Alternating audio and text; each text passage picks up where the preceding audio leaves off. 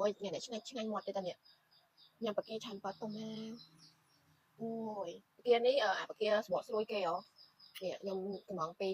មិត្តភក្តិខ្ញុំណាគាត់នៅកំសោមអញ្ចឹងយើងកំងខាងក្នុងពីក្នុងទៅវាស្រស់ដែរនេះហើយអានេះខ្ញុំកំងលេខ1បកាលេខ1បកានេះបកាសបកស្រួយយ៉ានេះឃើញហើយស្រក់ទឹកមាត់ហ្មងណានេះបកានេះសបកស្រួយអញ្ចឹងយើងមិនចាំបកសបកអីទេមកពីខាត់គ្រឿងនៅក្រៅឯងយើងចុចទៅញ៉ាំនេះយើងមិនចុចបានដែរព្រោះវាមានជាតិលើនេះ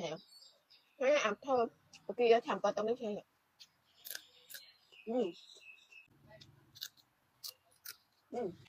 ហ្នឹងមកធ្វើនេះឆាន់ប៉ាតុំហ្នឹងអូយជាតិម៉េះ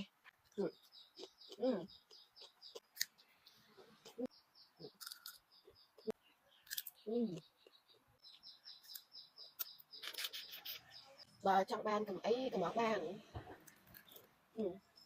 ធំអាកំៀងបាន